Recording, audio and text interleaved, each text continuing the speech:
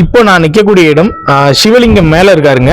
சிவலிங்கத்துக்கு கீழேயே பாத்தீங்கன்னா அம்மனை வந்து பிரதிஷ்டை பண்ணியிருக்காங்க. இந்த அம்மனுடைய பெயர் வாழைக்குமாரி. இந்த அம்மனுடைய இந்த கருவறைக்குள்ள வந்து யாருனாலும் வரலாம். இது இந்த கோவிலோட விதிமுறை வந்து இப்படிதான், யாருனாலும் உள்ள வந்து வழங்கலாம். இதுல உள்ள பாத்தீங்க அப்படின்னா நம்ம 18 சித்தர்களோட அந்த சிலை இருக்குதுங்க. அதாவது ஒரே கருவறைக்குள்ள 18 சித்தர்களோட அவங்களோட சிலை அம்சம் இருக்கு. இங்க பாத்தீங்கன்னா தெரியும், அகத்தியர், நம்ம எல்லாரோட கோரக்கர், இந்த மாதிரி எல்லாரோட அவங்களோட சிலை அம்சங்களை நம்மளால பார்க்க முடியுதுங்க. குறிப்பா வந்து இந்த கோவில் வந்து சைவ மதத்துக்காகவே எழுப்பப்பட்ட ஒரு கோவிலா தான் பார்க்கப்படுது. ஏன்னா இங்க வந்து 63 நாயன்மார்கள் இருக்காங்க, 18 சித்தர்கள் இருக்காங்க. இதை தவிர்த்து இது பக்கத்திலே வந்து பாத்தீங்கன்னா சித்தர் குடில் அப்படின்ற ஒரு குடிலும் இருக்கு. அந்த குடில போய் நீங்க வந்து தியானம் பண்ணலாம். அப்படி ஒரு சிறப்பம்சம் மிக்க ஒரு இடம், ரொம்பவும் அமைதியான ஒரு இடம்.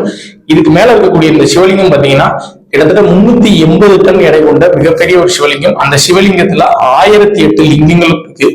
ரொம்பவும் சிறப்பம்சம் மிக்க இந்த ஒரு இடம்.